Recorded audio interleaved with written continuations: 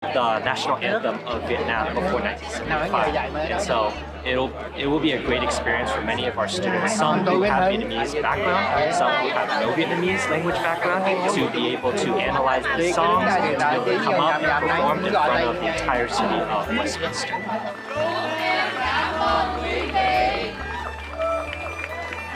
Part of our studies is a unit focusing on the experience of Vietnamese refugees, Vietnamese history in English and Vietnamese, because this is a dual immersion class. And so it is really amazing for students to be able to look at both English documentaries and Vietnamese literature, Vietnamese songs, to learn about the Vietnamese refugee experience. This is their community, the place that they were born and raised in. I think it's really amazing that they are able to connect with their community in that way through their studies in both English and Vietnamese. It's important for us to be informing because we need to know more about our culture, like the history of our country. Today is like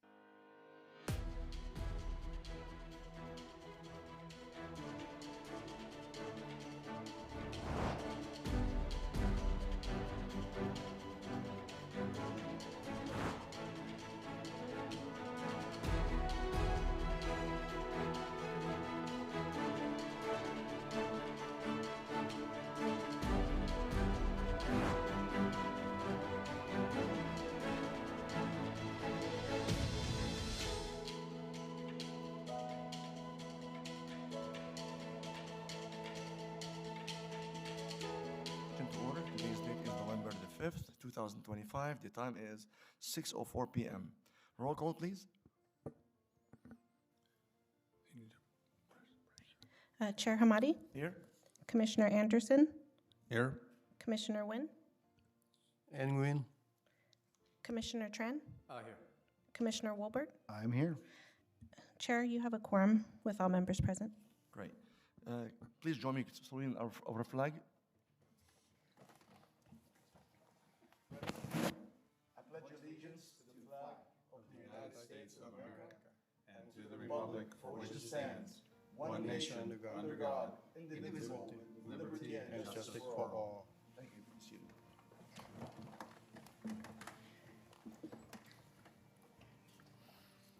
Do any report from Planning Secretary? Chair, I have nothing to report. Okay. Go to number 4, ex-party communication. This section, Chairman, we did on item number 3, on late communications, we did receive a late communication. It was on everybody's, it was on the dais on front of your seat. yeah, I didn't have a chance to read it.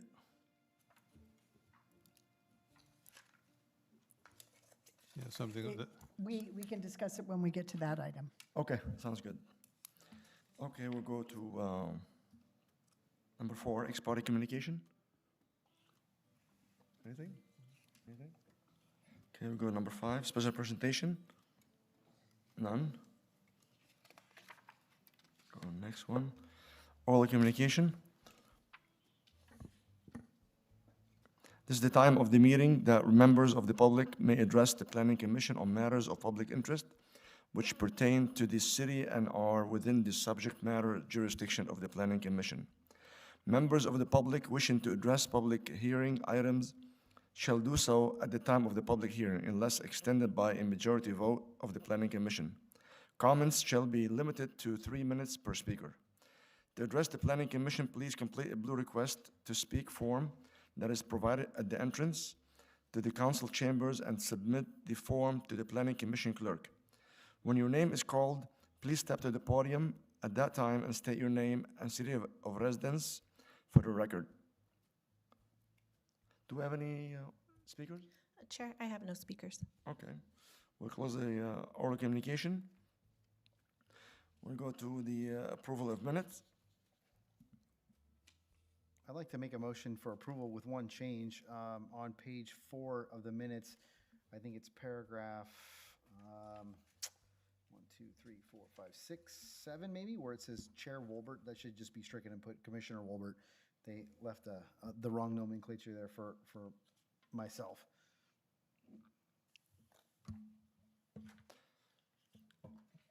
Approval of minute for the regular meeting of October 2025, and the cancellation of the regular meeting of October 15, 2025. You made the motion already? I second. Roll call. Okay. I have a motion made by Commissioner Wolbert, seconded by Chair Hamadi, to approve the regular meeting minutes of October 1st, 2025 with, as amended, and the minutes of cancellation for meeting of October 15, 2025. I'll go ahead and call roll. Commissioner Anderson, yes. Commissioner Nguyen, Yes. Commissioner Tran, Yes. Commissioner Wolbert, Yes. Chair Hamadi. Yes. Motion carried. We'll go to the next, number 8, public hearing. Okay. Anyone wishes, let's see here first, public hearing is case number. Okay. Anyone wishing to speak on an open public hearing should complete a blue request to speak form that is provided at the entrance of the council chambers and submit the form to the Planning Commission clerk. When your name is called, please step to the podium and state your name and city of residence for the record. Each attendee will have 3 minutes to comment on each public hearing item. The applicant or their designee will have 12 minutes to speak and will also be provided a 3 minutes rebuttal. With the exception of the applicant or designee, all attendees may only speak once. The Planning Commission may use its discretion to allow a speaker to exceed the allotted time or may ask for a speaker to return to answer additional questions. We move to case number 8.1, case number 2024-0227. Call on staff. Thank you, Chair and Commissioners. Ken Fichtelman, Principal Planner for the city, and we are here tonight for case number 2025-0227. That is a request to amend Chapter 17.640 Appeals of the Westminster Municipal Code. For background, Chapter 17.640 lays out the procedures and needed applications for an appeal of a previously approved project by either a director or the Planning Commission.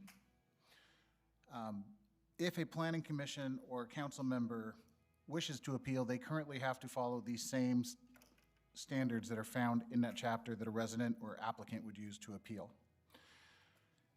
In this application, a Planning Commissioner or council member must provide reason for the appeal. Providing this reason creates a bias before facts and evidence are heard and could disqualify a Planning Commissioner or City Council member from being able to hear a public or an appeal item. With that in mind, staff is looking to remove the appearance of bias from the appeal process. We have added a section called Call for Review to the appeals section. This allows a Planning Commissioner or council member to initiate a review without providing a reason. No bias is introduced. There would be no reason for a commissioner or council member to have to recuse themselves.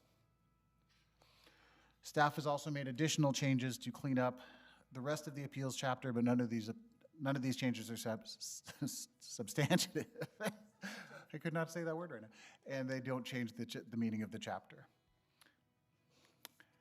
With that, this is not a project per sequa, and staff recommends that the Planning Commission adopt a resolution recommending approval of case number 2025-0227 to the City Council.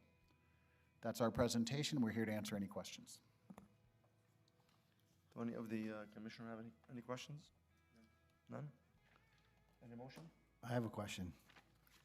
So on 8.1, you didn't provide any red line or blue line or changes in the actual code. We didn't receive or it wasn't very clear what the amendments are going to be. Can you be a little bit more specific on what is being amended in the code? Yeah, and the reason we didn't produce the blue line to red line copy is because we're repealing and readopting. So the code is clean at that point because it's a total repeal and readoption. Okay. If you look at the exhibits, the majority of the changes are found at the beginning of Exhibit A. Those will be under 17.640.010 Call for Review. Basically, what we're doing is the appeals process lays out a application procedure that is the same for applicants, residents, commissioners, the council members, that if they wish to appeal, they have to state a reason for appeal. Stating a reason for appeal by and in itself can lead to bias. Like, let's say the commission or the council, when they heard the alcohol licenses, if they would have said in their appeal, I think this was a bad decision, they're instantly showing that they are biased against the commission's recommendation, and that could lead to them having to recuse themselves from the hearing. They're supposed to wait, you're supposed to enter a hearing unbiased, wait for the presentation, all facts and evidence to be presented before you form an opinion. So what we're doing is taking that out. We're introducing the call for review. That will allow commissioner, council member to appeal. You don't have to state a reason for the appeal. You just simply have to say, I wish to review project A. Since you're not stating an opinion on why it should be reviewed, you're not introducing any bias, and you can be a part of the hearing without having to worry about recusal. That is the change we're making right now. We are trying to give you guys a clear path where you will not have to recuse yourself because you wanted to appeal an item. So the rest of 17.640 is word for word verbatim the same. No, there are some minor changes, but there's nothing that affects, it's cleanup. There's nothing that affects the rest of how the rest of the chapter operated. Okay, so 640.010, you entered section C, is that correct? Call for review to be treated as repeal or as appeal. Correct. 640.1010 is completely new. That is the only section that was added in its entirety. Everything else, like, we had to change appeals of decisions to remove council members and commissioners from that. And there were some other cleanup items, but nothing that affects the rest of the chapter. It will operate exactly the same. The call for review is what is new.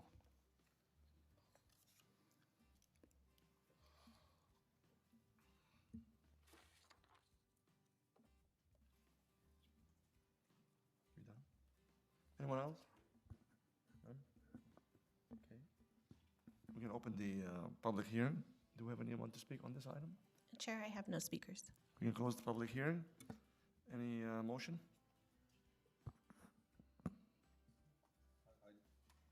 I'd move to approve as recommended. I second. Roll call.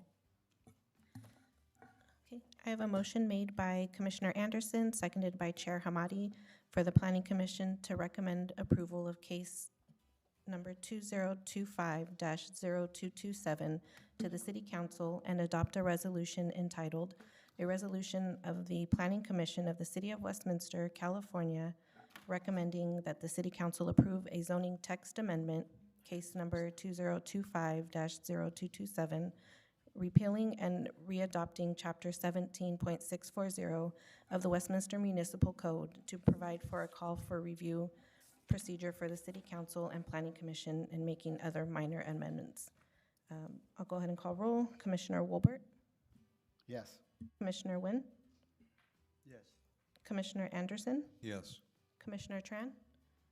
Chair Hamadi? Yes. Motion carried. Thank you.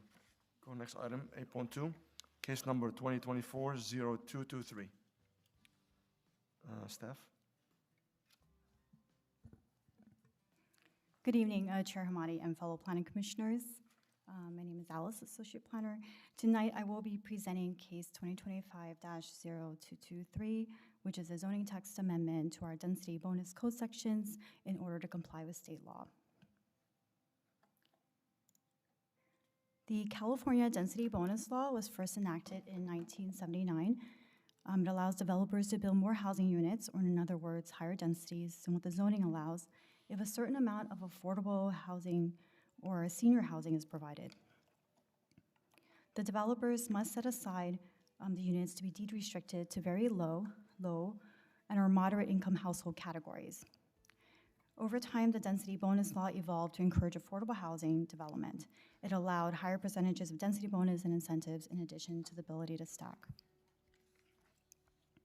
The density bonus is granted on a sliding scale. The greater amount of units and the lower the income level served, the greater the density bonus that's granted. The developers may also request for concessions and waivers. Concessions and waivers allow developers to deviate from the city's development or design standards when providing affordable housing. The city's current density bonus law was adopted in 2010.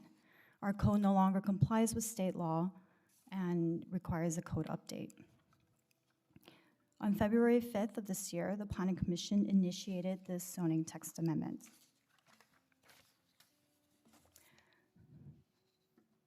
This section of the zoning text amendment will repeal and readopt Chapter 17.570, which is the density bonus section.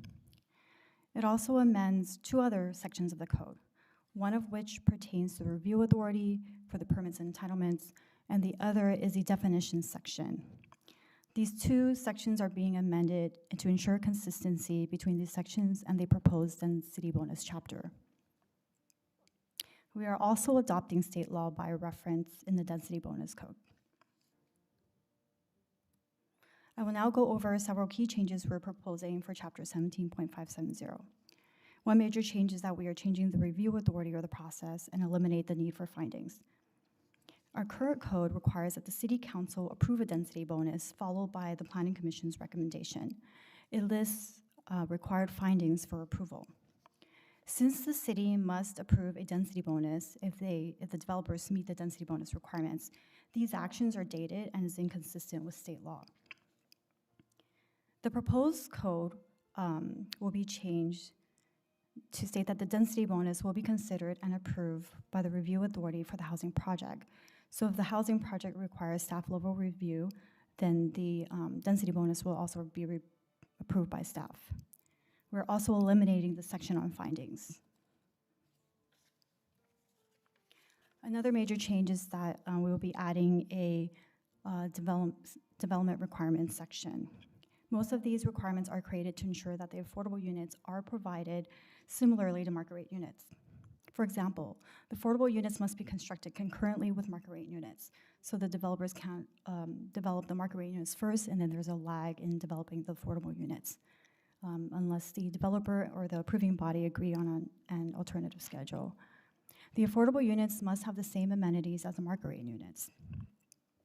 The affordable units should have equal access to all on-site amenities, just as the market rate units do. And if the project contains for sale units, then the affordable units must also be for sale. And lastly, our code update will also clarify submittal requirements and procedures. Currently, our code provides general information about the application process and procedures and refers to our application packet. However, our proposed code will be more specific. We will add an application content section that lists specific information that's required from the applicant for the density bonus. For example, the number, percentage, and income level of affordable units must be provided.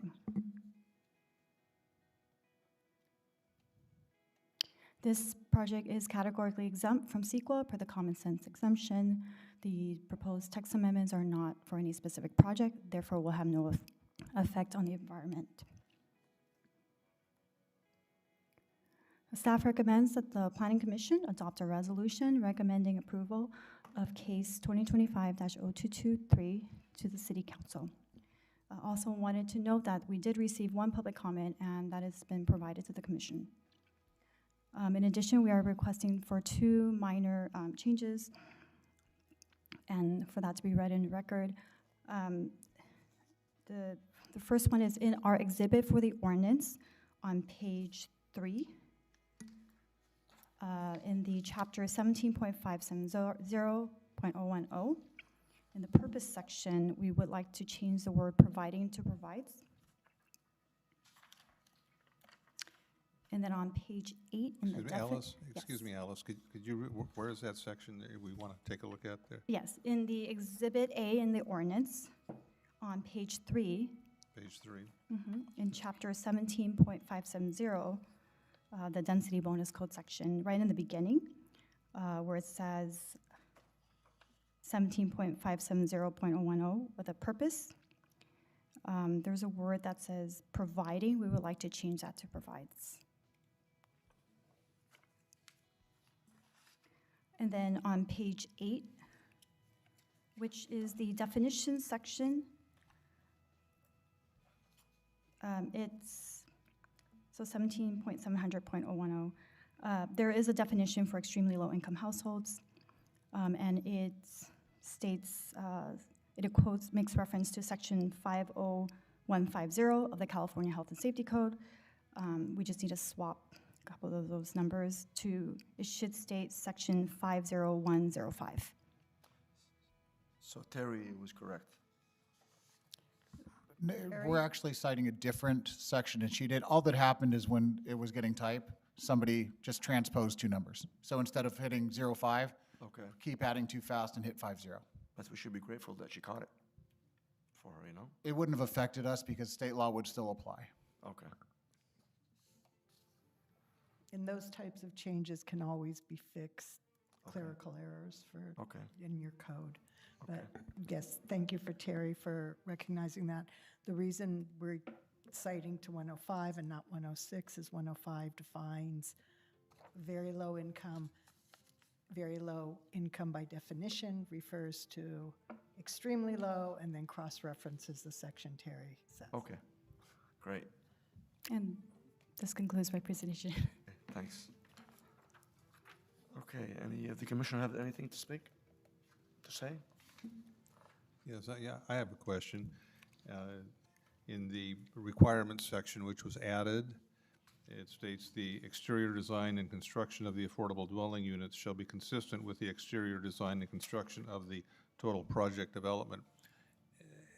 So a hypothetical situation, so let's say the total development has, most of the units in the development have tile roofs, or let's say all of the non-affordable units have tile roofs.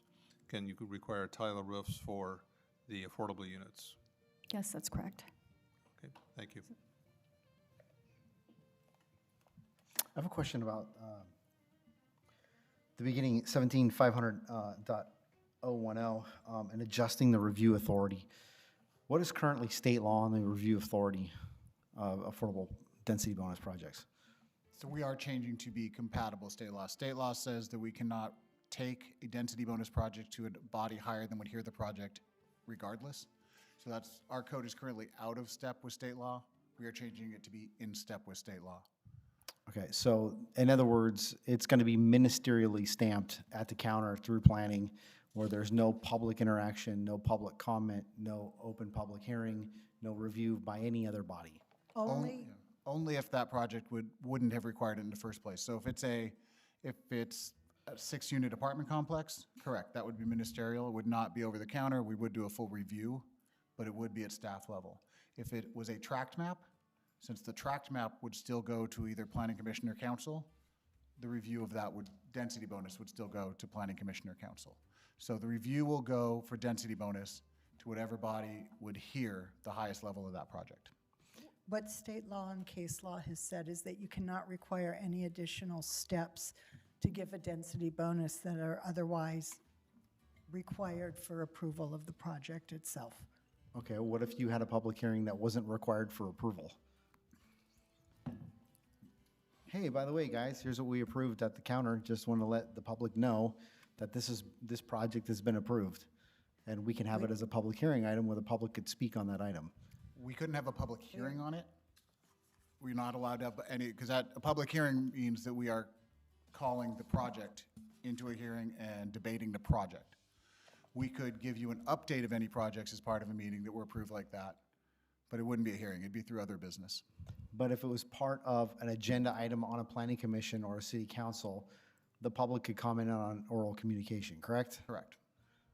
Okay, that would be something that we can discuss later, but it seems like, I know California law states that we want to keep all this stuff under wraps where the public has no visibility to it, and I don't think that's very good. I think as a city, we could do much better and try to at least get those projects in public view so that the public can know what's coming down their neighborhoods, especially in light of SB 79 that was just passed and signed into law, where you can take any one R1 zone property and build a 7-story building on it for the most case. I mean, we can discuss that law when we get around to it, but those could be affordable housing units, and next thing you know, there's a 7-story building being built next to a resident's house in Westminster with no approval, no public comment, no nothing.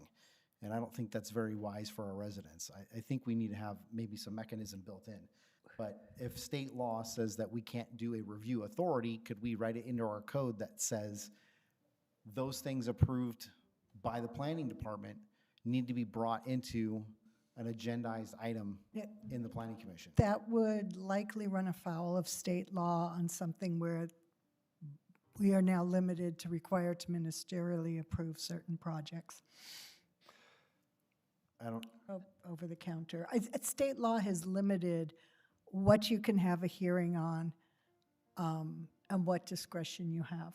but we could essentially write into the code saying affordable units are to be mentioned at the commission meetings when they're approved. So we actually couldn't, because state law says we cannot treat an affordable project any different than a normal project. So we can't call out specifically an affordable project unless we're calling out every other project we would approve. We can't take any step that would treat these projects differently than a normal project going to that same review authority.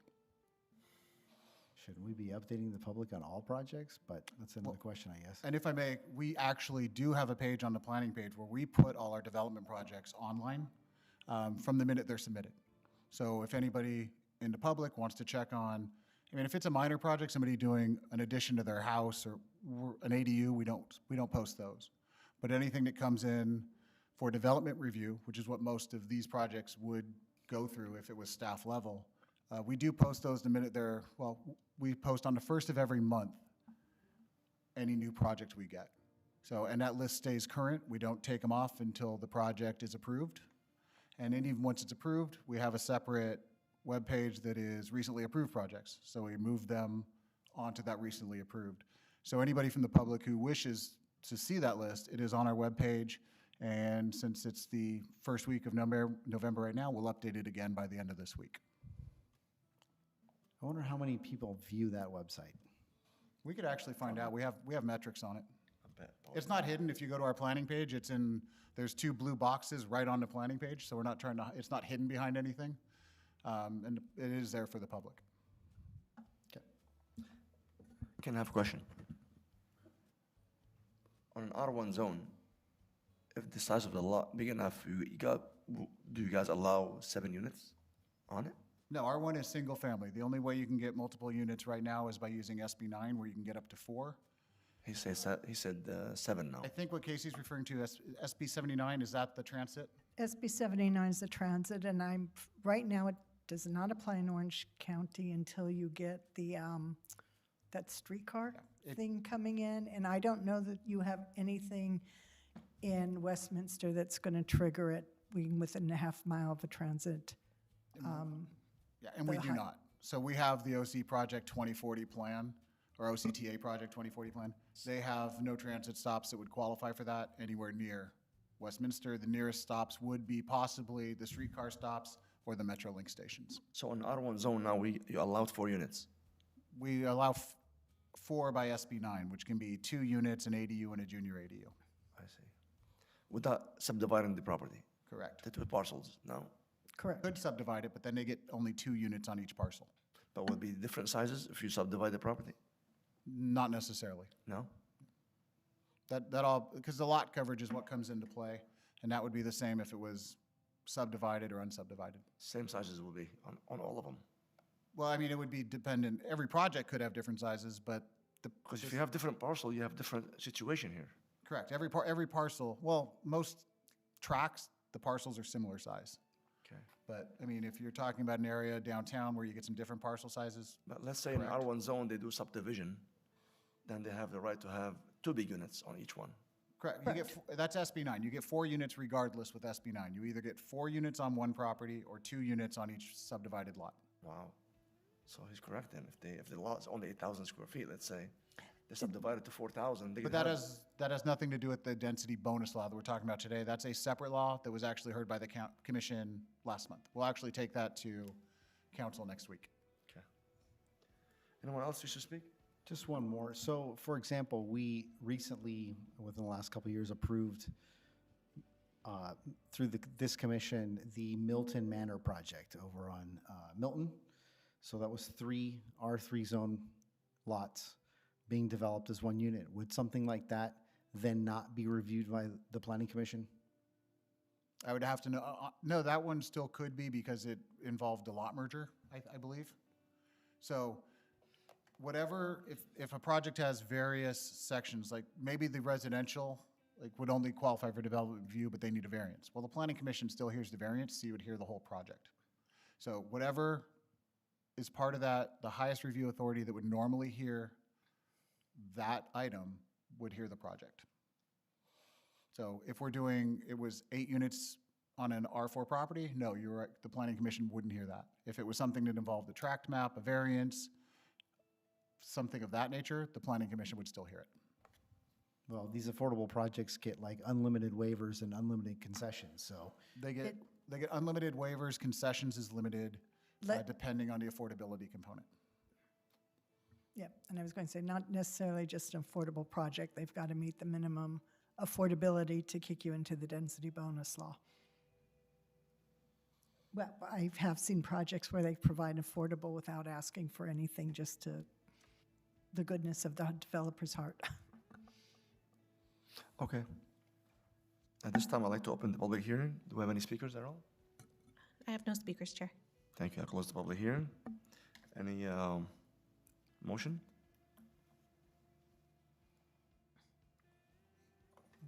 I'd move as recommended. I second. Roll call. Okay, I have a motion made by Commissioner Anderson, seconded by Chair Hamadi, for the Planning Commission to recommend approval for case number 2025-0223 to the City Council and adopt a resolution entitled, "A Resolution of the Planning Commission of the City of Westminster, California, recommending that the City Council approve zoning text amendments, case number 2025-0223, to repeal and readopt Chapter 17.570, Affordable Housing Density Bonuses, and amend Section 17.500.010, Authority for Land Use and Zoning Decisions relating to Density Bonus Law, and amend Section 17.700.010, Definitions of the Specialized Terms and Phrases of the Westminster Municipal Code. I'll go ahead and call roll. Commissioner Wolbert? Yes. Commissioner Wynn? Yes. Commissioner Anderson? Yes. Commissioner Tran? Yes. Chair Hamadi? Yes. Motion carried. Thank you. Number 9, there's none. Number 10, selection of Planning Commission Vice Chair. Any nomination? Yeah, I'd like to nominate Casey. I second. Roll call, please. Okay, I have a motion made by Commissioner Anderson, seconded by Commissioner Wolbert, I believe it was. Oh, Chair Hamadi, I apologize, to appoint Commissioner Wolbert as Vice Chair. I'll go ahead and call roll. Commissioner Wolbert? Yes. Commissioner Wynn? Yes. Commissioner Anderson? Yes. Commissioner Tran? Yes. Chair Hamadi? Yes. Motion carried 5-0. Thank you. Reports? None. Matters from staff? Anything? Yes, Chair, we have 2 items we'd like to, one, we'd like to pose a question to the Planning Commission, the other one is just a follow-up. We do not at this time have any items for the November 19th meeting. If the commission would like to cancel, that is fine with us. Otherwise, we could bring something informative to the commission if you would like some kind of informational session. But we don't have any items at this time. I think we should just wait till December. I make a motion to cancel. Go for it. I second.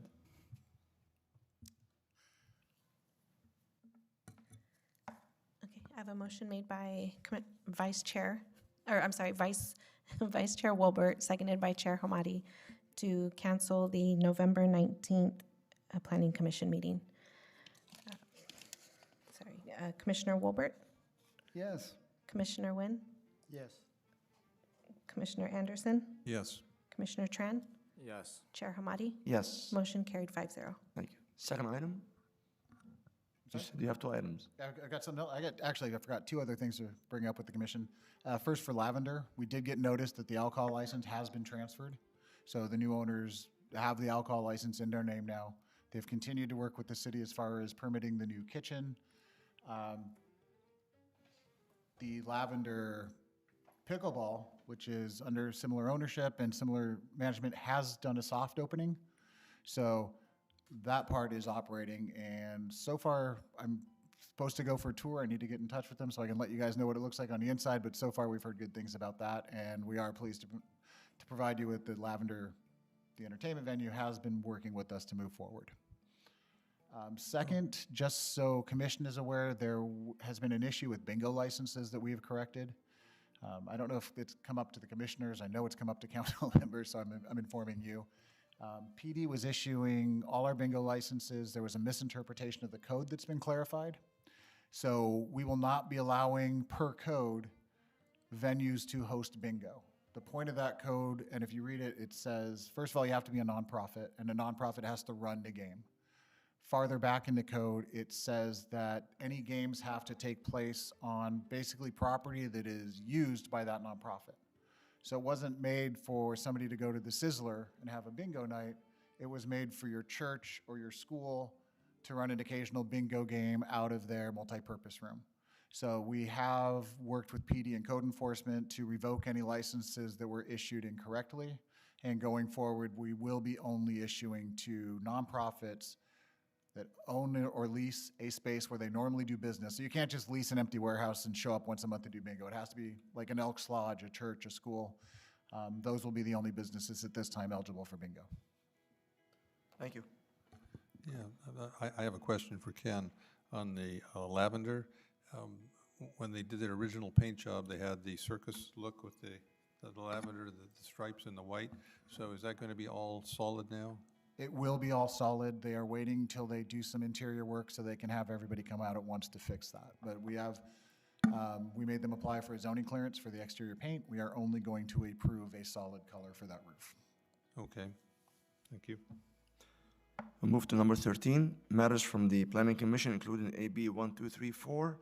Does anyone have an announcement or comment that they'd like to share? Yeah, I have something, Chair. I'd like to ask staff. I was at the mall a couple weeks ago, and at that point, the mall is now closed. Penny's is gone. They're closed up. So I don't think there's any retail activity. There's no, I guess, licensed activity at the mall at this point. And, but there seem to be uses coming into the mall. The mall's being utilized. And one is the Sears upper parking lot of the former Sears is now, it looks like, is being used for a truck marshaling yard. And then on Bolsa near Edwards, there's some other, looks like some other commercial truck activity. So has the city permitted this, or is this something that's under investigation? What's the status? Because the mall itself, it looks pretty derelict, and then you add these additional activities, it makes it even look worse. We would not permit a use like that at the mall. It's not, even though the mall is closed for all intents and purposes, they still have to abide by the plan that runs the mall, which is currently the Westminster Mall specific plan that wouldn't allow for trucking. I am not sure if there's an investigation. I would have to check with code enforcement. I can do that, and I can get them to look into it if there is no open case. I thought they had their own security over there.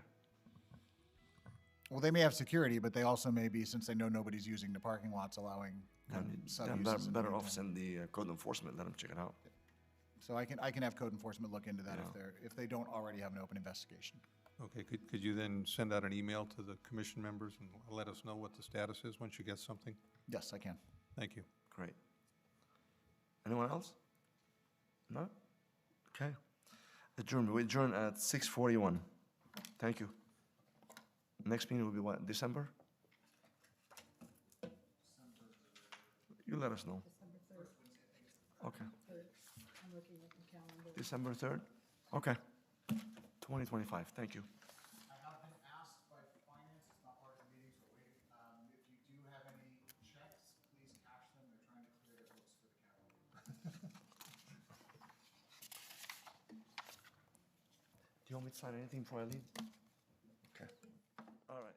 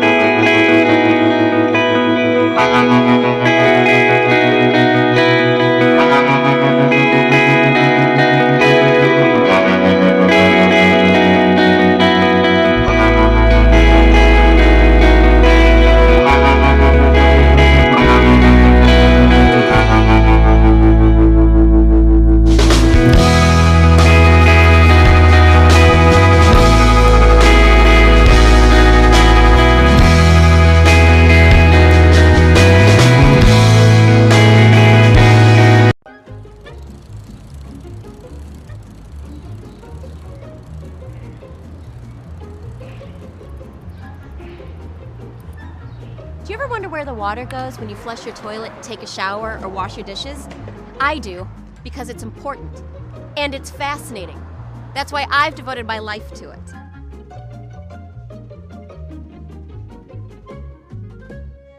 But you probably don't think about it as much as I do. Hey, Steve. Hi, Claire. For most people, it's out of sight, out of mind. Luckily, there is someone else who thinks about it a lot, and that someone is the Orange County Sanitation District. Thank you. Thank you. Have a good one, Steve. OC San has been doing its thing for more than 65 years in northern and central Orange County. It's a special district that's governed by a 25-member board of directors. Board members are appointed from 20 different cities or special districts and one representative from the Orange County Board of Supervisors. Every day, OC San deals with 189 million gallons of wastewater. Do you even understand how much 189 million gallons is? Neil, what are you doing here? I'm here to help. Neil, you're always interrupting me, and it's always 189 million gallons of water? It's like 280 Olympic-sized swimming pools every day. That's almost 12 every hour. Claire, that's 1 every 5 minutes. You know I don't have a lot of things, Neil. I wonder if Michael Phelps could swim all those pools. He probably could, but all of the toilet paper and soap suds would get in his way. Nope. Good stuff, Neil. Anyway, these wastewater swimming pools, they just keep coming nonstop, 24/7, 365. I mean, they just keep coming and coming and coming nonstop. It's like an endless river of wastewater that flows on forever. Sorry, I got a little carried away there. In any case, it adds up to make OC San the 3rd largest wastewater treatment agency west of the Mississippi. And it all comes from homes and businesses just like yours. Hey, Swan. Hey, Claire. But OC San doesn't just clean wastewater, they recover resources from it. They don't even like to call it wastewater. They call it enriched water because there's tons of useful stuff in there. Hey, Swan, do you ever have sleepovers here? Biosolids, energy, and of course, water. In fact, OC San is part of the world's largest water purification system for potable reuse. That means they recycle and reuse more water than anywhere else on the planet. So let's take a trip down the drain into the magical world of wastewater. It's a world full of wonderful, reusable material from the region's 2.6 million residents. And thank you for sharing. It starts with the Source Control Program that works with the public and over 700 businesses and industries to limit the amount of chemicals, oils, pharmaceuticals, and other stuff that goes down the drain. This is the first line of defense when it comes to protecting our water supply. OC San tests the incoming wastewater for all kinds of pollutants. Plus, there are ways of tracing them back to their source. CSI's got nothing on them. So if you're thinking of dumping your barrels of toxic waste down the drain, don't. It's not a really good idea, and plus, when you go to tip the barrel, you're gonna get splashback, and you're gonna get it on your clothes, and it's just way more trouble than it's worth. When the wastewater leaves your home or business, it travels in a zigzag like Pac-Man through a maze of sewer pipes to one of 2 wastewater treatment facilities, either Fountain Valley or Huntington Beach. Here, it undergoes several processes to treat and clean the water before it's safe to release back into the environment. You smell that? Neither do I. Throughout the plant, it's important to control odors every step of the way. Otherwise, it wouldn't be very pleasant to live or work nearby. So all the processes that produce odors are covered and continuously funnel the foul air, or hydrogen sulfide, to air scrubbers to be deodorized. Bet you wish you had this technology for your teenage son's bedroom. There are 2 types of air scrubbers, chemical and biological. The chemical method uses chemicals, obviously, like caustic soda, hydrogen peroxide, or bleach to neutralize odor. The biological method uses microorganisms to actually eat the nasty smell right out of the air. There's a tasty treat. The first phase of wastewater treatment is preliminary treatment, which removes large debris from the water, like rags, clown shoes, car stereos, stuff like this, as well as grit, coffee grounds, and eggshells. These are things that can gunk up the equipment, so they have to be removed before we move on to the next phase. Sounded like a fax machine. Primary treatment uses big settling basins called clarifiers to separate out some of the solids from the water. It also scrapes away the oils and other materials that float to the surface. There are scientific names for all of this stuff. The solids that get separated out, that's called primary sludge. Oh, and the oils that get scraped off of the top, that is called scum. Scum sludge. That's science for you. Ugh. Up to 80% of the solids are removed at this stage. 80%, that's like a B-, which is pretty good. But the folks at OC San are overachievers.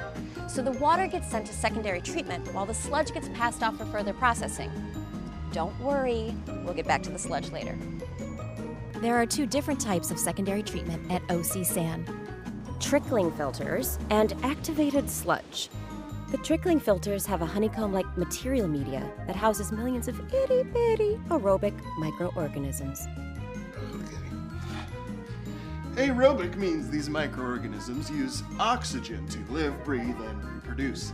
Through a process called cellular respiration, they actually use oxygen to turn their food into energy. Hey, I use oxygen to produce energy. Does that make me an aerobic microorganism? Am I? Wait, Claire, can you see me right now? Yes, unfortunately. The water trickles through this honeycomb material where the microbes eat up the organic solids, and then the treated water is sent to clarifiers where the final particles settle out. The other option for secondary treatment is the activated sludge, which use microorganisms in large aeration tanks. These aerobic bacteria form together, creating what's called mixed liquor, and then they eat up the solids in the water. Air is diffused into the tanks to speed the decomposition of the solids. The result is clear, clean water that's ready to go back into the environment. But where does the water go when it's ready? So glad you asked, because this next part might just blow your mind. Every day, all the treated water at Plant 1 in Fountain Valley, up to 130 million gallons, is passed to the Groundwater Replenishment System, or GWRS, the world's largest project of its kind. Through a partnership with the Orange County Water District, this water is purified to near distilled drinking water quality through a state-of-the-art process consisting of microfiltration, reverse osmosis, and ultraviolet light with hydrogen peroxide. The result is water that is purer than the purest bottled water. It literally has no taste. It'd be like drinking air. Oh, or eating a rice cake. Minerals have to be added back in so that it doesn't absorb them from the pipes. This isn't food. What is this? If this high-tech process sounds like it's creating the water of the future, it's because it is. That new clean water is reintroduced to the groundwater system, where it will eventually become brand new H2O for 850,000 residents throughout the region. That's the circle of life.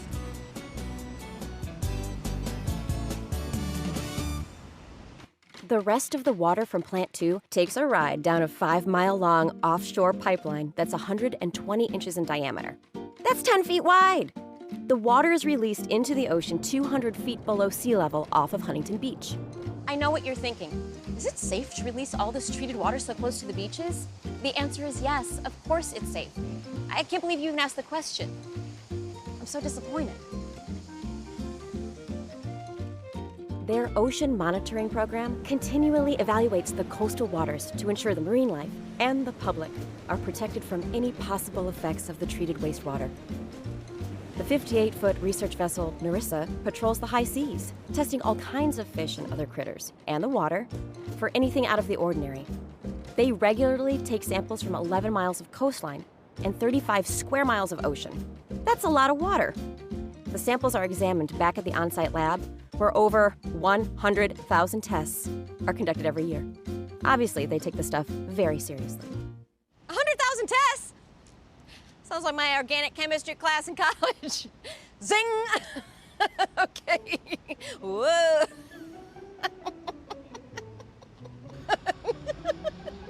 It's pretty awesome, right? But what happens to the sludge removed from the water during treatment? There are plans for that too. Hint, it's right behind me. Back at the plants, the sludge from the treatment tanks is sent to anaerobic digesters, where it's heated to 98 degrees so bacteria can stabilize it, turning it into nutrient-rich biosolids. Where would we be without the help of all these lovely little microorganisms? We'd literally be up a creek. Now, unlike aerobic microorganisms, anaerobic bacteria don't require oxygen to grow. Oxygen can actually hurt or even kill them. So the anaerobic digesters are completely sealed off from the air, which is good because it can get pretty smelly.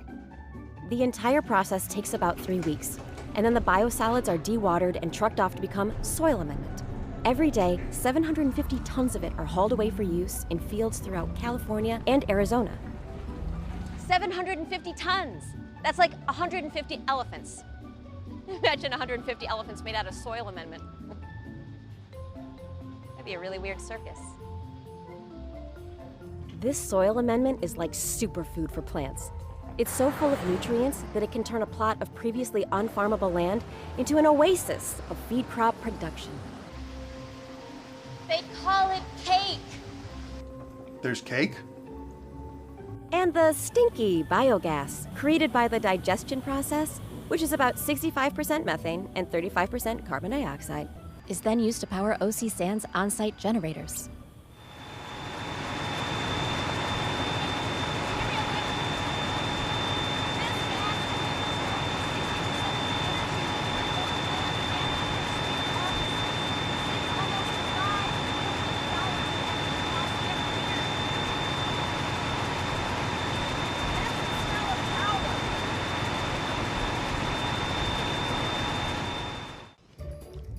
I could not hear you, Claire, just to be clear.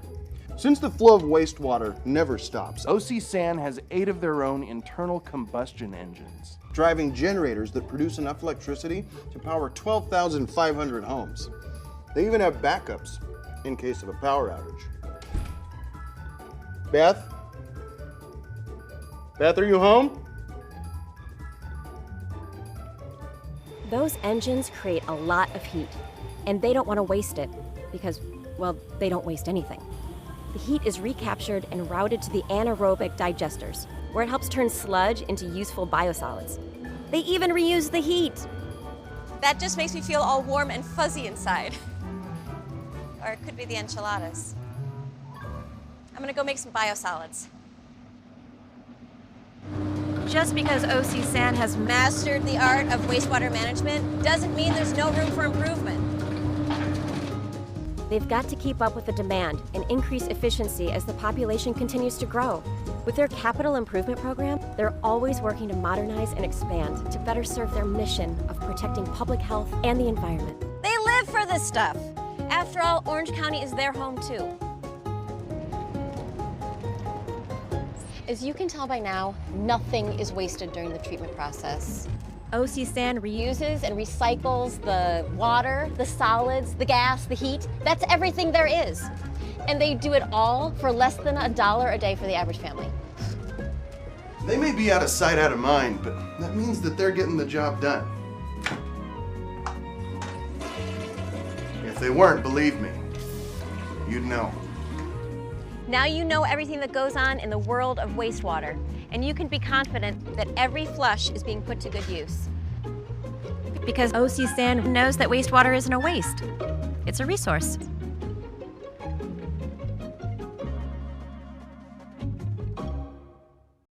Orange County has some wild neighbors. Whether you're strolling through your local park or even in your own neighborhood, you could wind up with a coyote encounter. Here's what you need to know about urban coyotes. Why are they here? They thrive in our open spaces and play an important role in keeping the rodent population in check. But why are they here? They know our neighborhoods can lead to an easy meal. Trash cans, barbecues, and sadly, our small pets make easy prey. Can we get rid of them? Experts say when we try to trap or exterminate, they have bigger litters to replace their populations. What can we do? Don't leave pet food outside. Secure trash cans. Keep barbecues clean. Keep dogs on a leash. and supervise small pets, especially at dawn and dusk. Coyotes can jump tall fences. If you do have a coyote confrontation, make yourself as big and loud as possible. Don't turn your back, and pick up small dogs or children. Urban coyotes, we can share space and stay safe. Tip. Toss. Take action. Don't give mosquitoes a fighting chance.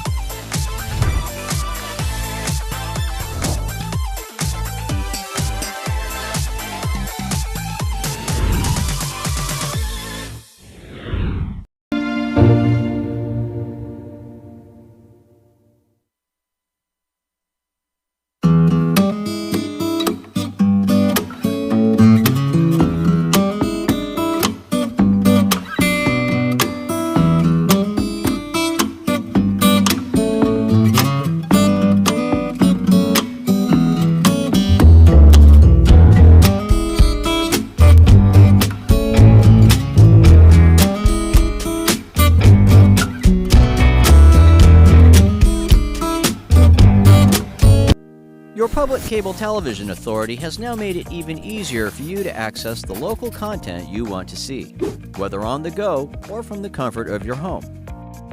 The PCTA, in conjunction with your city, has been working behind the scenes to improve your enjoyment of your favorite local programming. You may have noticed the video bulletin board has a new look. We've added additional information all in one place. You can now see the program schedule with dates and times of upcoming programming, current temperature with 3-day forecast, local, late-breaking headlines, and of course, the revolving community information slides you know from before. But wait, there's more! All your local programming is now available on a dedicated video-on-demand server. Simply visit pcta.tv, select your city, and then scroll down to view all your streaming content options. And if you're an Apple TV, Roku, or Fire Stick user, you can access all the content on your city's channel. For Apple TV users, go to Search and type PCTA. Select your city. For first-time setup, select Get, then confirm Get for free. And that's it. You're now ready to stream all available content. For Roku users, it's just as easy. Search PCTA to find your city and select it. Then select Go to Channel, and now you're ready to instantly stream all your city's available content. And for Fire Stick users, once you've downloaded the PCTA app from the App Store, just open it to launch it, and you're ready to stream all your city's available content.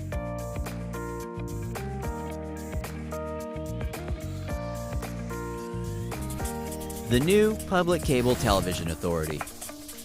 Your home. The toilet is the seat of life, used by husband, used by wife, warmed by sons and graced by daughters, and it's up to us to protect its waters. So when there is a question on what we can flush down the john, I will tell you if you'll hush, and you'll learn just what to flush.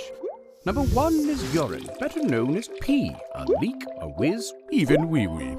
Second's the stuff that's known as poo, a dookie, dump, or number 2. Up next on the list is number 3, aka toilet paper or TP.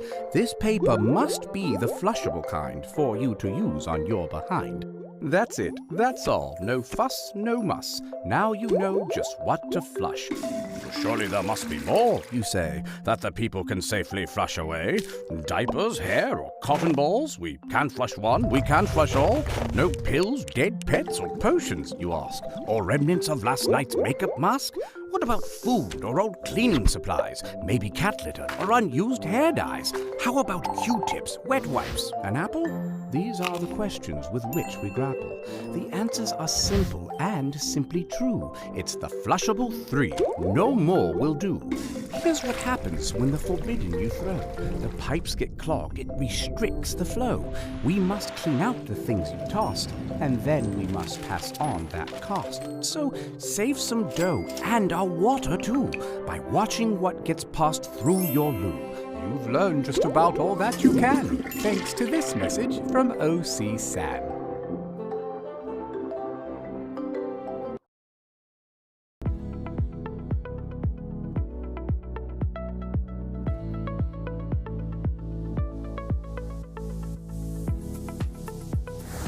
It is a pleasure to be here with you all as we celebrate the completion of the City Westminster Garden Grove Complete Street Projects. The segment we are standing on today includes a protected bikeway on Garden Grove Boulevard from State Route on-ramp at Valleyview Boulevard to State Route 22 off-ramp at Golden West Street. The City of Westminster received a $2.76 million grant and is now unveiling its newest recreational amenity. 3, 2, 1.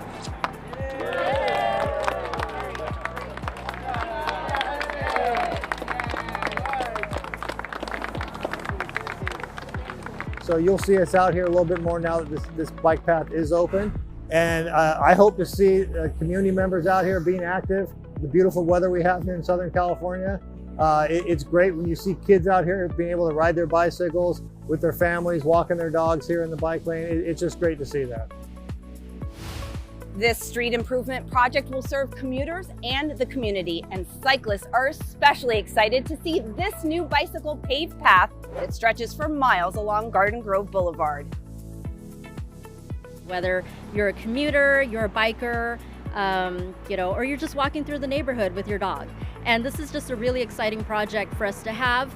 With this improvement, Garden Grove Boulevard has been reduced to one lane in each direction, and that's to not only, increase and encourage people to use, walking and biking as a method of travel through the street, but also just to reduce, emissions altogether as we, as a city, are looking for ways to go green. In talking with the community in 2015, the city spoke to residents to see what projects matter to them. I vividly recall engaging with a father and son who asked me, why do we have to put our bikes in the trunk of our car and go elsewhere outside our city to ride a bike? Now, this is no longer the case. This is about a mile. The rest of the mileage is comprised of Edwards Street from Garden Grove to Trask, and then Trask from Edwards to Hoover. And the significance of that is that we're breaking ground on another trail on Hoover that's going to essentially mimic what is happening here on Hoover, where we also have a lot of safety issues. And we're trying to take back that corridor from it being a cut-through corridor for commuters to bringing it back to being a community roadway. This project is for Westminster family, it's for Westminster community. Assemblymember Tree Ta, Westminster resident and former mayor, was part of this plan early on. I love this event. It's amazing. I think that we're here to celebrate. We're here to celebrate the success. We're here to celebrate the partnership between the state and the local government. The assembly member is also looking forward to using this path. I will bring my daughter, I will bring my whole family, and this is a really nice bike lane, so that's good for the family, that's good for the community. Stay tuned for future street projects in the city coming up in 2024.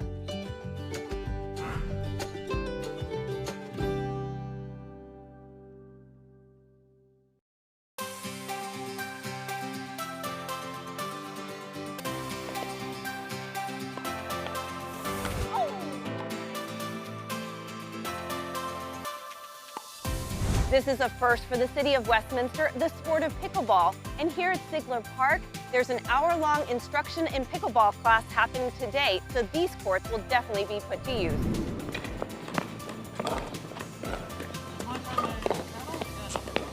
Couldn't sleep last night because I was so excited. We actually got here at 2 hours earlier than the actual tournament was supposed to start, so we're real super excited.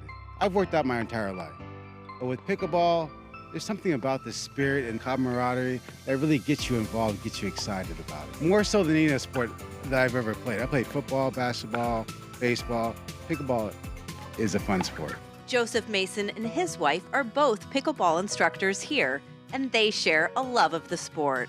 Another husband and wife duo are students who are learning the sport together. I think that pickleball is a lot of fun. When I was young, I liked playing racquetball, and so I seem to be moving in a direction towards things that are a little bit more social and fun and easygoing and not quite so competitive. And for my wife, it's a nice opportunity for us to meet new people, and the coach is great. He's doing a great job. Bring it back, just like a golf swing. Follow through. Everyone's really nice. I was a little bit nervous at first because it's my first time playing, and everyone's really supportive, and I just feel like maybe we can practice more even after the classes. So yeah, I think even just the first day, I already have a positive outlook about this course. The first part of class is going to be instructional. We're going to work on techniques, dinking, serving, the kitchen line, things of that nature, fun things. And then the second half is going to be more competitive. Maybe you win a prize, maybe you win a t-shirt. And yes, a t-shirt was won by one very proud student. Joseph says another reason that makes it the fastest growing sport in the country? The ease of it. You can play it whether you're been an athlete your entire life or you just started playing sports. You can play it whether you're 12 years old or a 96-year-old. It's fantastic. I love it. These pickleball courts are something the residents have asked for, and now they're able to enjoy. Something the city is proud to facilitate. Ziegler Park is definitely kind of like the heart of the community, so we have a lot of different amenities here. We have our Family Resource Center, we have the splash pad, which is super popular. We have, it's a huge park. We're getting the new playground built right now, and then we have the pickleball court here, so it just makes Ziegler Park so much better. So excited to have it here. Pickleball's awesome. Give it a try. Anybody that plays pickleball one time is gonna love it, period. For more on City of Westminster classes, you can log on to their website. To check out the pickleball courts, visit Ziegler Park. Reporting from Westminster, I'm Jacqueline Twegg. Hey, there you go.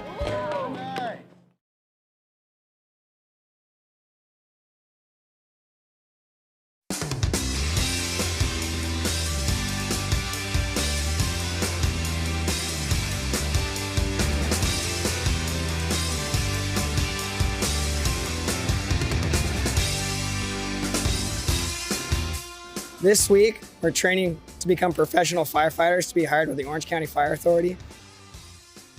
We have 55 cadets that are stationed at various stations throughout Orange County. We are teaching them essentially what it takes to be a firefighter, what it means to be a part of something greater than yourself. First thing that we do is we try to start to bridge the gap from what it is, from them being individuals to become part of a team. We're teaching them a variety of skills that firefighters actually carry out in the field, from vertical ventilation to search and rescue to what it takes to be a paramedic on medical aids. I wanted to challenge myself, do something different. I always want to strive to be a better person and make myself stronger, and I felt this academy was something that could do that for me.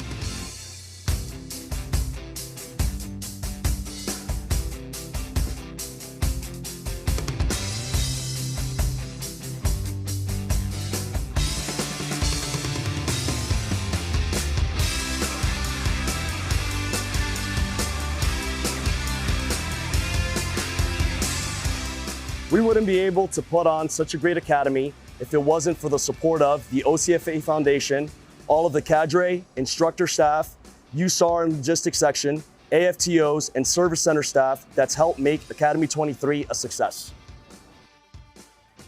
I just thank Orange County Fire Authority for me being here, and I can't wait for what the future holds.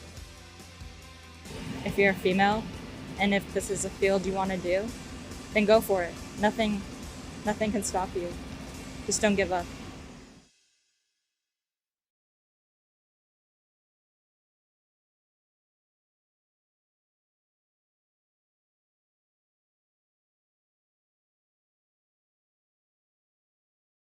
Chào mừng quý vị đến Westminster Bill, là một cửa để tìm hiểu tất cả nhu cầu nộp đơn xin giấy phép xây dựng. Giới thiệu này sẽ dẫn quý vị qua nhiều dịch vụ và tính năng trên mạng của Cổng điện tử Westminster Build.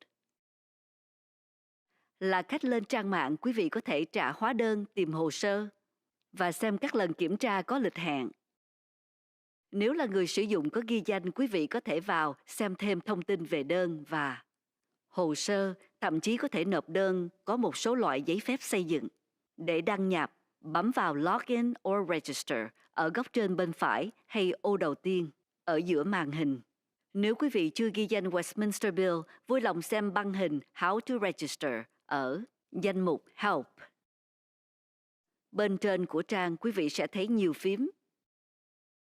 Đầu tiên là Dashboard, tóm tắt tất cả công việc quý vị liên quan tới.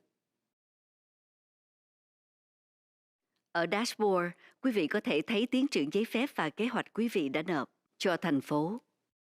Quý vị cũng có thể xem những lần kiểm tra đã lên lịch. Vào lúc này, các cuộc kiểm tra vẫn cần phải xin hẹn bằng cách gọi cho thành phố. Dashboard cũng sẽ cho quý vị thấy các hóa đơn chưa trả tiền. Quý vị có thể trả tiền bằng cách thêm vào giỏ hàng và trả bằng thẻ tín dụng. Phím kế tiếp là trang Home.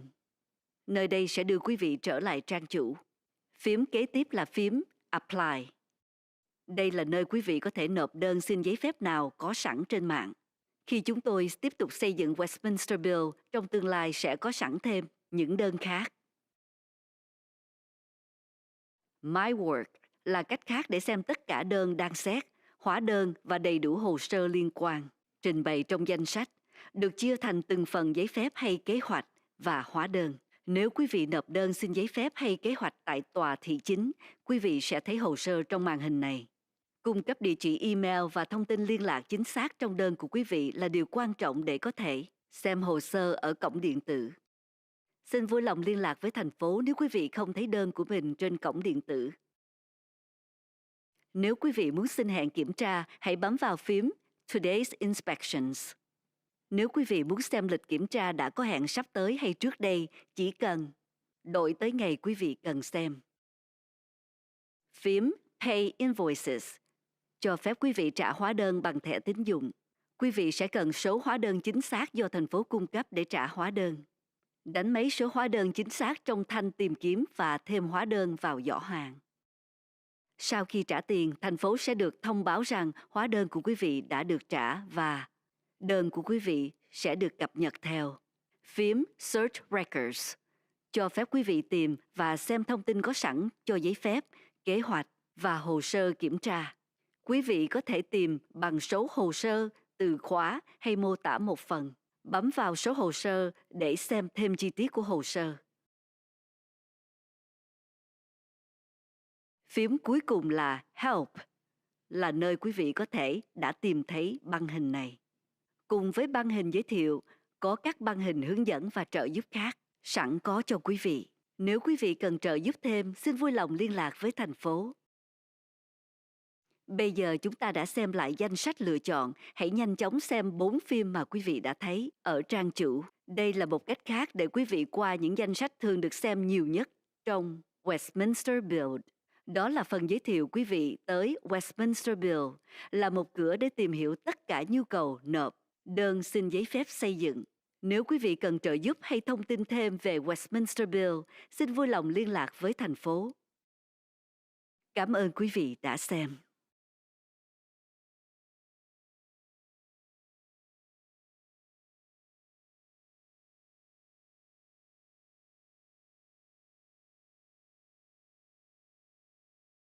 Chào mừng quý vị đến Westminster Bill, là một cửa để tìm hiểu tất cả nhu cầu nộp đơn xin giấy phép xây dựng. Hướng dẫn này sẽ đưa quý vị qua thủ tục ghi danh người sử dụng chương mục mới. Trên góc trên bên phải của trang mạng, quý vị sẽ thấy nút Login or Register, bấm vào kết nối này để bắt đầu thủ tục ghi danh. Quý vị sẽ được chuyển tiếp qua màn hình khác nơi quý vị có nhiều lựa chọn để đăng nhập. Nếu quý vị chọn tạo trương mục với một địa chỉ email, bấm Create an Account. Đầu tiên, hệ thống sẽ yêu cầu quý vị đánh mấy địa chỉ email, tên và số điện thoại của quý vị muốn kết nối tới trương mục của quý vị. Đây sẽ là địa chỉ email quý vị sử dụng để đăng nhập và cũng là email để nhận thông tin gửi ra từ thành phố. Xin lưu ý, nếu quý vị đã có trương mục với thành phố Westminster, sẽ có thông báo rằng This email is already in use. Bấm Sign up để tiếp tục. Hệ thống sẽ tự động gửi mã xác nhận vào địa chỉ email của quý vị. Lúc đó quý vị cần đánh mấy mã số này rồi bấm Verify. Bước đầu tiên quý vị phải bấm qua phần thừa nhận. Nếu quý vị là nhà thầu, quý vị cũng có thể thêm số bằng hành nghề nhà thầu tiểu bang California ở bước này khi đánh dấu vào nút Add Certificates during registration. Nếu quý vị đã lấy lựa chọn nhà thầu ở màn hình trước đó, quý vị sẽ có bước kế tiếp để thêm số bằng hành nghề này. Bấm vào kết nối để thêm số bằng hành nghề của quý vị. Chỉ có số còn hiệu lực mới có thể tiếp tục. Nếu quý vị không có bằng hành nghề còn hiệu lực, quý vị không thể tiếp tục. Nếu quý vị không phải là nhà thầu đã đánh dấu vào ô đó, quý vị sẽ không được hướng dẫn qua bước này. Bước tiếp theo sẽ yêu cầu quý vị xác nhận Contact Preference cũng như xác nhận số điện thoại. Quý vị sẽ chỉ cần thêm vào lựa chọn một số điện thoại để thỏa mãn yêu cầu này. Bước thứ tư là để quý vị đánh mấy địa chỉ riêng. Bất kỳ thư từ, giấy tờ nào sẽ được gửi cho quý vị qua địa chỉ này. Sau khi điền tất cả thông tin thích hợp, hãy bấm Next. Bước cuối cùng là để quý vị ký tên điện tử cho ghi danh này. Xin vui lòng đọc tất cả các miễn trừ trách nhiệm pháp lý trước khi đánh máy và ký tên. Nếu quý vị không muốn tự ghi tên, quý vị có thể Enable Type Signature và đánh máy tên mình vào. Sau khi thừa nhận, hãy bấm Submit. Chúc mừng! Quý vị đã ghi danh với thành phố Westminster và có thể vào sử dụng nhiều tính năng trong Cổng khách hàng Westminster Build. Quý vị sẽ nhận được một email xác nhận ghi danh thành công và quý vị cũng thấy tên mình ở góc trên bên phải. Nếu quý vị có bất kỳ câu hỏi nào về công cụ khác nhau trong Westminster Build, xin vui lòng xem băng hình Introduction to Westminster Build.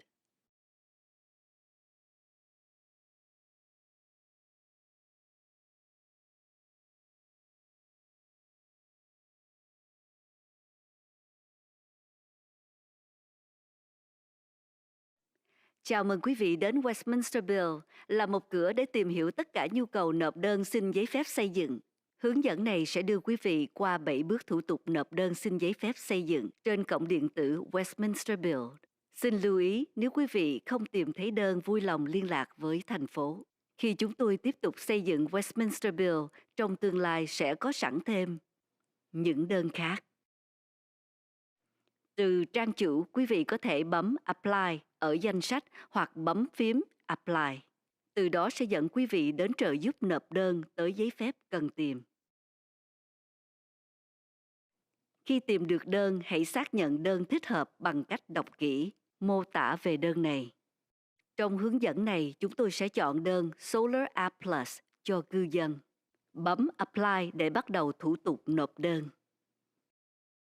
Bước 1 liên quan tới địa điểm trên giấy phép của quý vị. Quý vị có thể tìm các địa chỉ đang hoạt động hay lô đất trong thành phố Westminster để liên kết với hồ sơ.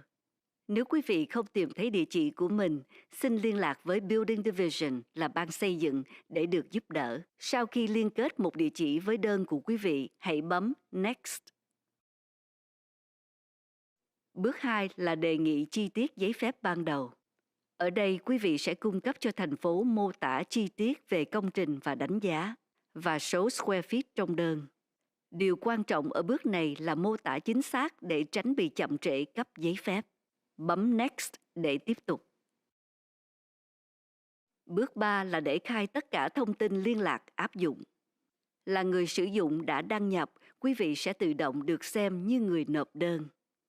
Với loại đơn này, cần có một nhà thầu có giấy phép còn hiệu lực. Nếu ở phần liên lạc không có giấy phép có hiệu lực, đơn của quý vị sẽ không được xét. Quý vị có thể tìm ở phần liên lạc xem họ đã từng làm cho thành phố hay chưa. Nếu họ là người mới, quý vị có thể đánh máy để thêm liên lạc vào. Bấm Next để tiếp tục. Bước 4 là bước More Info. Đây là nơi quý vị cần đánh máy thêm tất cả thông tin liên quan cho giấy phép. Cho loại giấy phép Solar App Plus có 4 phần phải điền. Đầu tiên là xác minh dữ liệu. Đánh máy số ID Solar App Plus được chấp thuận đã cung cấp cho quý vị. Nếu quý vị điền đơn xin giấy phép không có dấu sao màu đỏ, những chỗ này không cần điền đầy đủ để tiếp tục. Bấm Next để tiếp tục. Bước 5 là nơi quý vị cần tải lên tài liệu PDF cho đơn xin. Mỗi phím được đánh dấu cần thiết sẽ cần có một tài liệu PDF tải vào để tiếp tục. Xin lưu ý rằng chỉ có PDF được chấp nhận trong đơn này. Bấm Next để tiếp tục. Bước 6 là trang chữ ký thừa nhận. Đọc kỹ phần miễn trừ trách nhiệm pháp lý và điền đầy đủ vào nơi cần điền. Sau khi đánh máy và ký tên, quý vị có thể tiếp tục qua bước cuối cùng. Bấm Next để tiếp tục. Bước 7 là trang xác nhận. Trang này cho phép quý vị xem lại tất cả dữ liệu và thông tin quý vị đã đưa vào đơn. Xác nhận mọi thông tin là chính xác để giảm chậm trễ khi cấp giấy phép. Bấm Submit để nộp đơn. Bước 8 chỉ dành cho giấy phép Solar App Plus. Để giấy phép được cấp tự động, xin nhớ thêm Invoice vào giỏ hàng và trả tiền. Việc cấp giấy phép chỉ được hoàn thành sau khi trả Invoice. Nếu quý vị quên trả Invoice, quý vị luôn có thể quay lại phần dashboard và xem lại các invoice chưa trả tiền. Xin chúc mừng! Quý vị đã nộp đơn thành công qua thủ tục nộp đơn trên mạng Westminster Build. Quý vị có thể tiếp tục theo dõi tiến triển của hồ sơ khi bấm vào Dashboard hay My Work. Nếu quý vị có thắc mắc, xin liên lạc với thành phố. Cảm ơn quý vị đã xem.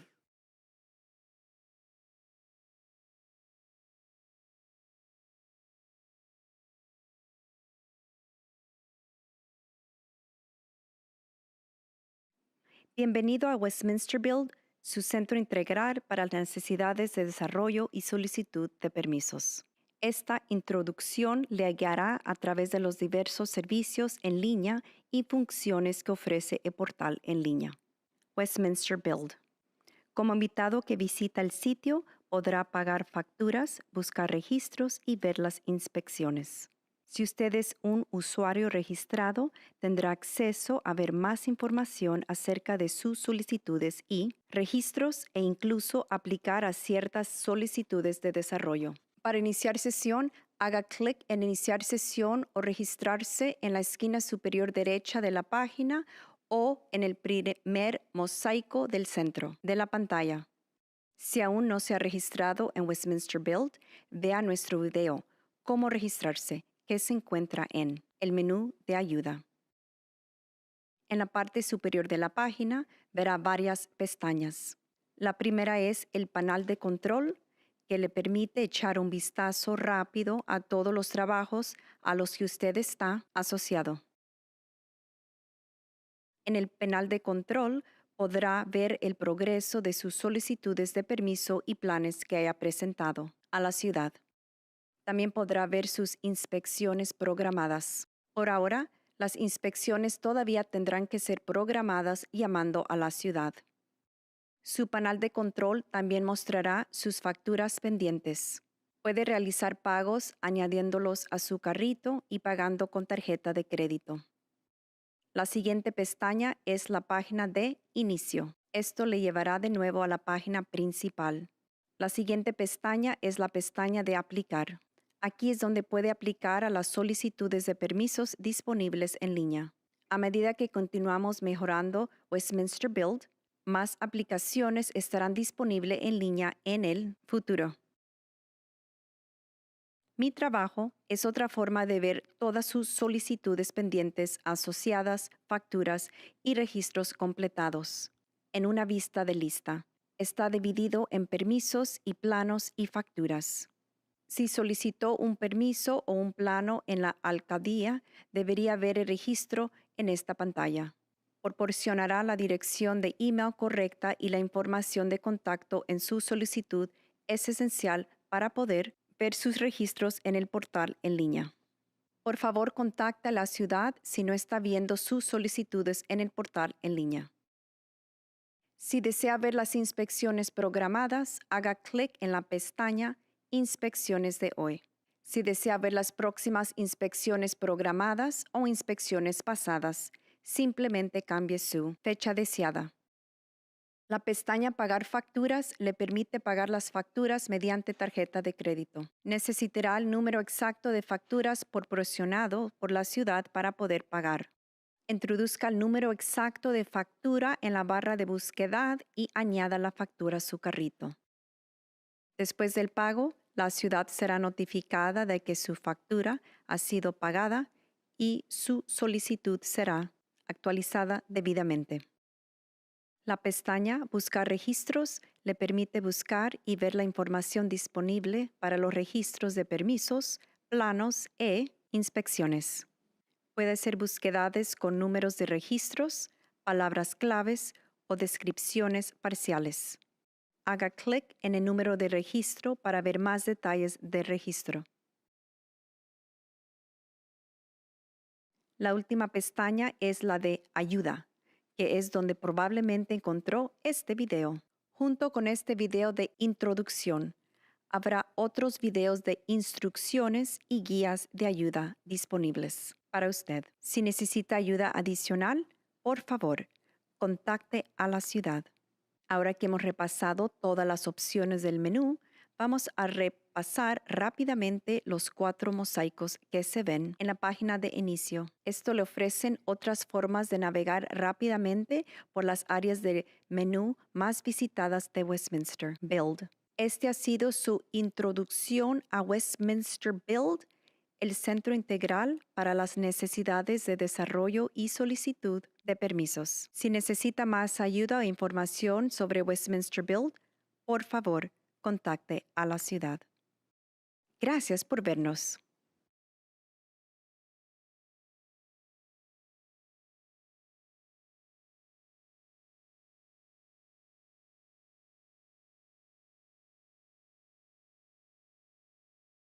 Bienvenido a Westminster Build, su centro integral para las necesidades de desarrollo y solicitud de permisos. Esta guía le conducirá a través del proceso de registros de una nueva cuenta de usuario. En la esquina superior derecha de la página web, verá un botón llamado Iniciar sesión o registrarse. Haga clic en ese link para iniciar el proceso de registro. Usted será redirigido a otra pantalla que le da una variedad de opciones para iniciar sesión. Si elige crear una cuenta con una dirección de email, haga clic en Crear una cuenta.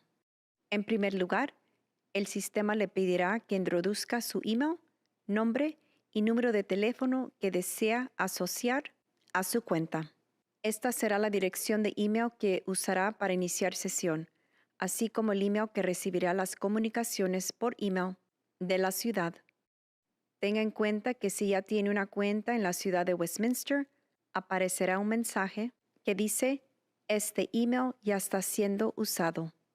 Haga clic en «Registrarse» para continuar. El sistema le enviará automáticamente un código a su dirección de email. A continuación, deberá introducir el código y hacer clic en Verificar. En el primer paso, tendrá que hacer clic a través del acuse de recibo.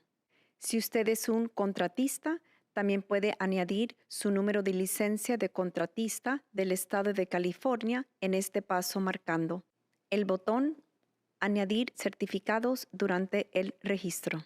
Si ha seleccionado la opción de contratista en la pantalla anterior, tendrá este paso adicional para añadir la certificación. Haga clic en el hipervínculo para añadir su número de certificación. Solo los números válidos podrán continuar. Si no tiene un certificado válido, no podrá continuar. Si usted no es un contratista que marcó la casilla de verificación, no se le pedirá que realice este paso. El siguiente paso le pedirá que confirme su preferencia de contacto, así como que confirme un número de teléfono. Solo tendrá que añadir una opción de número de teléfono para satisfacer el requisito. En el cuarto paso deberá introducir su dirección personal. Todas las comunicaciones y documentos que se le envíen se le enviarán a esta dirección. Después de rellenar toda la información correspondiente, haga clic en Siguiente. En el último paso tendrá que firmar electrónicamente su inscripción. Por favor, lea todo el texto de exención de responsabilidad antes de escribir y firmar su nombre. Si no desea dibujar su firma, puede activar Escribir firma y volver a escribir su nombre. Después de confirmar, haga clic en Enviar. Felicitaciones. Ya está registrado en la ciudad de Westminster y puede acceder a las diferentes funciones de la página web Westminster Build. Recibirá un email confirmando que se ha registrado correctamente y también verá su nombre en la esquina superior derecha. Si tienes alguna pregunta acerca de las diferentes herramientas en Westminster Build, por favor, vea nuestro video, Introducción a Westminster Build.